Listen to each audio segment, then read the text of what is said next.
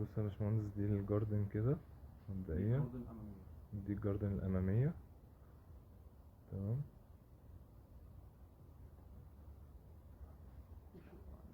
ماشي.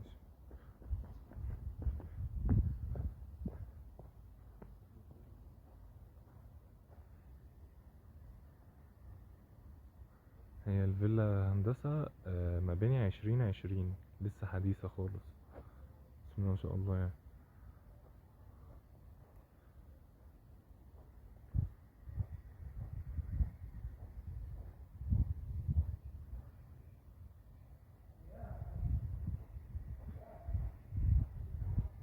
دي الجاردن الأمامية. ماشي.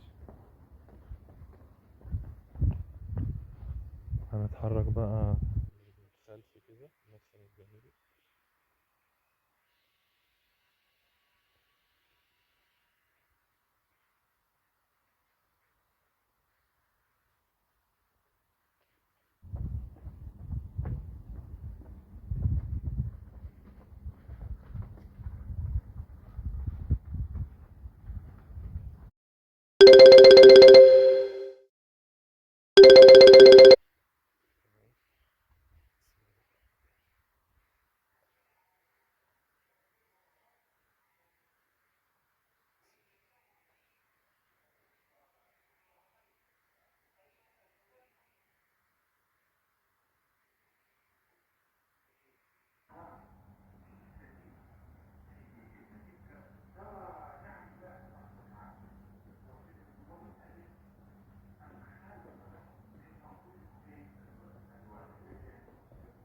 بس يا باشمهندس، ده كله الصالون أو الريسبشن.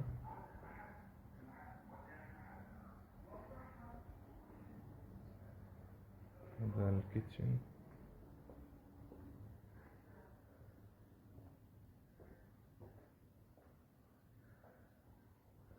الفيلا لسه جديدة بالكامل يا باشمهندس. ده حمام ضيوف.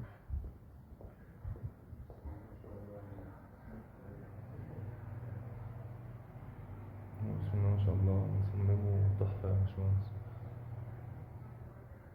ده التكملة.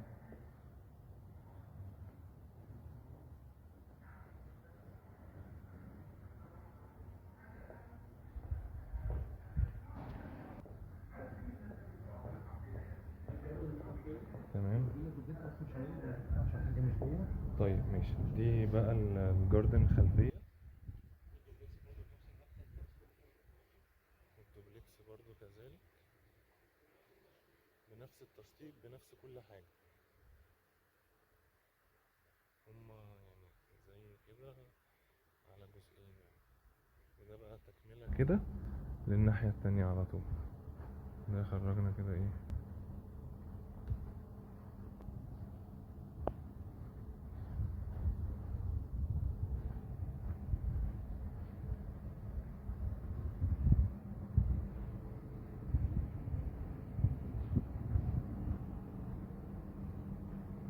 ماشي، نطلع على فوق.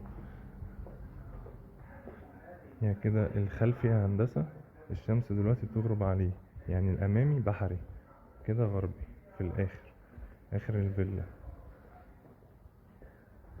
كده بقى طالعين على فوق. بسم الله الرحمن الرحيم. رخام بسم الله ما شاء الله جدا، حاجة تحفة يعني.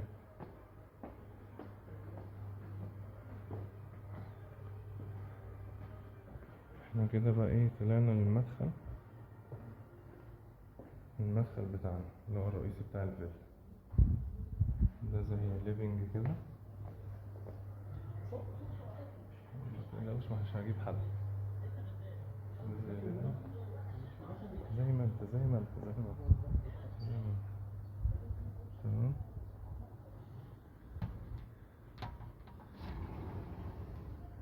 دي زي بلكونة كده صغيرة على الجاردن الأمامية.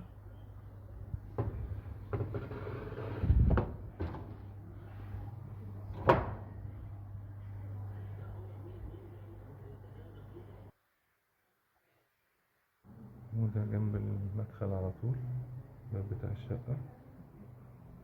ده بسم الله ما شاء الله حمام. كابينة شاور، مساحته كويسة جدا. وفي هنا غرفة HDF في الأرض.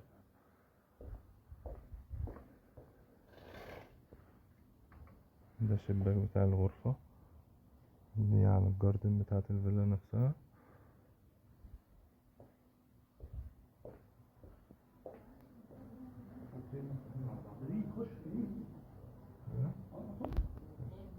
دي غرفة. السلام عليكم. دول غرفتين مفتوحين على بعض عشان الأولاد. زي ما انت.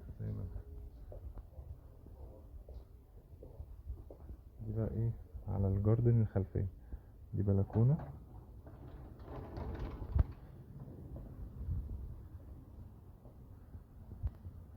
بسم الله ما شاء الله. حتى الفيلا اللي جنبها هندسة مميزة جدا، تصميمها حلو جدا، المكان كله شيك جدا. بسم الله ما شاء الله. دي الجاردن الخلفية اهو. دي بلكونة للغرف. دول غرفتين مفتوحين على بعض عشان الأولاد.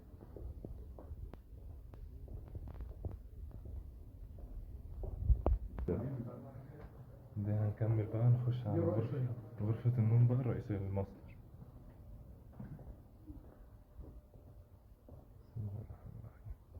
ده في الدريسنج.